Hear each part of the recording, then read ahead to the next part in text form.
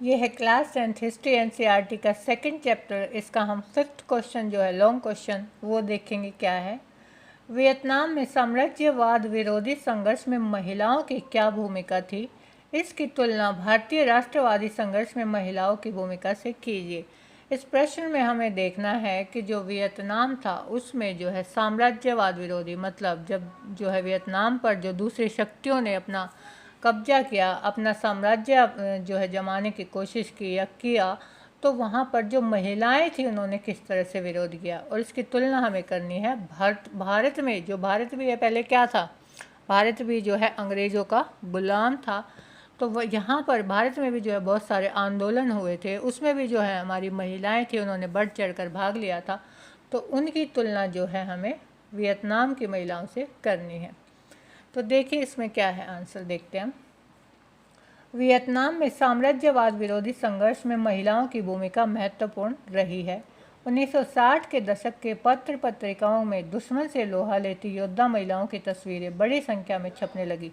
जब वियतनाम में जो है, जैसे अमेरिका ने वियतनाम पर कब्जा कर लिया, कब्जा नहीं किया, अमेरिका ने युद्ध किया जब उस पर अपना कब्जा जमाने के लिए, तो वहाँ पर जो पुरुष थे वो तो सामने आए ही राष्ट्रवाद की भावना से, लेकिन वहाँ की जो महिलाएं थी उन्होंने भी जो है बढ़ चढ़कर अपनी भूमिका निभाई थी। उन्होंने जो है युद्ध मोर्चों पर खूब युद्ध लड़ा था, जिससे उनकी जो तस्वीरें थी वो उस टाइम पर जो पत्र पत्रिकाएं थी, न्यूज़पेपर थे, मैगजीन थी, उनमें छपने लगी थी। उनको युवा, बहादुर और समर्पित योद्धाओं के रूप में चित्रित किया जाता था। उन्हें सिर्फ महिलाओं के रूप में नहीं, बल्कि युवा, बहादुर, समर्पित योद्धा मतलब जो अपने देश के लिए मर मिटने के लिए तैयार है, इस रूप में उन्हें देखा जाने लगा। महिलाओं को सिर्फ योद्धा के रूप में नहीं बल्कि कामगारों के रूप में भी प्रस्तुत किया जा रहा था। इसका मतलब क्या है, सिर्फ वो युद्ध ही नहीं लड़ रही थी बल्कि युद्ध में काम भी कर रही थी। वो कैसे?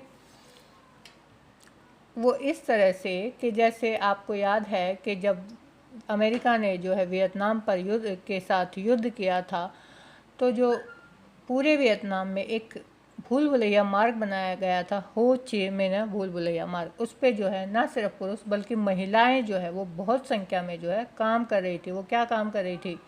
जो सड़कें थी उसकी मरम्मत का काम कर रही थी, सामान पहुंचाने का काम कर रही थी सैनिकों तक। जब 60 के दशक में बड़ी संख्या में सैनिक मारे जाने लगे तो महिलाओं से भी अधिक से अधिक तादाद में सेना में भर्ती होने का आह्वान किया जाने लगा। जब युद्ध चल रहा था, जब वहाँ के जो सैनिक थे, जब उनकी जो है मौत होने लगी युद्ध में, तो वहाँ के जो आंदोलनकारी थे या जो राष्ट्रवादी थे, उन्होंने क्या कहा, जो महिलाओं से भी जो है रिक्वेस्ट की कि भाई तुम भी जो है अपने अधिक से अधिक संख्या में सेना में भर्ती हो जाओ और अपने देश की रक्षा के लिए सामने आओ। बहुत सारी औरतों ने इस आह्वान को गंभीरता से लिया और वे प्रतिरोध आंदोलन में शामिल हो गई। उन्होंने जो है इसको बहुत सीरियस लिया। उन्होंने कहा कि हाँ, हम अपने देश के लिए लड़ने के लिए तैयार हैं और हम किसी भी कीमत पर अपने देश को फिर से गुलाम नहीं होने देंगी। उन्होंने इन आंदोलनों में खूब अपना जो है बढ़ चढ़ कर भाग लिया। वे क्या काम करती थी? वे घायलों की मरहम पट्टी करने, महिलाएं जो है क्या करती थी, जो सैनिक युद्ध में घायल हो जाते थे उनकी जो है मरहम पट्टी करती थी। भूमिगत कमरे और सुरंगें बनाने और दुश्मन से मोर्चा लेने में बढ़ चढ़कर हिस्सा लेने लगी। वो पहले क्या करती थी, पहले तो छोटे छोटे काम करती थी कि भाई सैनिकों की मरहम पट्टी कर दी, फिर जो है धीरे धीरे उन्होंने जो है सुरंगें खोदना शुरू कर दिया, भूमिगत कमरे, ताकि जो है वो सेफ्टी रख सके अपने सैनिकों के बचाव के लिए। ये सारे काम उन्होंने शुरू कर दिए।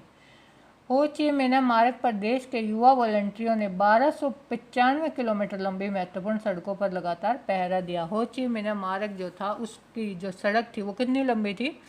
1295 किलोमीटर लंबी। उस पर जो है वो दिन रात पहरा देते थे वहाँ के जो वॉलंटियर्स थे, जो राष्ट्रवादी थे, तथा 2500 ठिकानों की हिफाजत की। और जो है अपने सैनिकों के लिए जो युद्ध में काम कर रहे थे उनके लिए जो उन्होंने ठिकाने बना रखे थे थोड़ी थोड़ी दूरी पर, उनकी जो है वो रक्षा करते थे। उन्होंने 6 हवाई पट्टियाँ बनाई, दसियों हजार बमों को बर्बाद किया। उन्होंने जो है हवाई पट्टियाँ बनाई और जो अमेरिका के जो 10,000 बम थे उनको क्या कर दिया, धीरे धीरे बर्बाद कर दिया। हजारों किलोग्राम माल ढोया, हथियार व गोला बारूद की सप्लाई जारी रखी तथा 15 जहाज़ों को मार गिराया। जो वहाँ के जो वॉलेंटियर्स थे वो क्या कर रहे थे, जो है माल ढोने का काम कर रहे थे, अपने जो सैनिकों तक जो है खाने पीने का सामान, हथियार, ये सब गोला बारूद इनकी वो सप्लाई कर रहे थे। उन्होंने क्या किया, अमेरिका के 15 जहाज़ों को भी मार गिराया। 1965 से 1975 के बीच इस मार्ग पर काम करने वाले युवाओं में से 70 से 80% लड़कियां थी। तो जो ये मार्ग था 65 से 75 के बीच, यहाँ पर जो काम करने वाले जो लोगों की संख्या थी उसमें ज़्यादातर हिस्सा किनका था, महिलाओं का था। महिलाएं जो है मरहम पट्टी करने, जो है घायल सैनिकों की उन तक सामान पहुँचाने का, रोड की मरम्मत करने का, सुरंग बनाने का, ये सब कार्यों में जो है महिलाएं खूब जो है आगे आ रही थी। तो ज़्यादातर हिस्सा उनका महिलाओं का ही था। इसी तरह महिलाओं के राष्ट्रवादी संघर्षों में भी, इसी तरह भारत में भी, भारत वर्ड शायद यहाँ पे छूट गया, तो जो भारत है वहाँ की जो महिलाएं थी राष्ट्रवादी, उन्होंने भी जो संघर्ष में अपनी महत्वपूर्ण भूमिका निभाई थी। ऐसी कई महिलाएं थी जैसे विजय लक्ष्मी पंडित, सरोजनी नायडू, झांसी की रानी लक्ष्मीबाई, जिन्होंने लड़ाई के दौरान अपना सब कुछ न्यौछावर कर दिया था।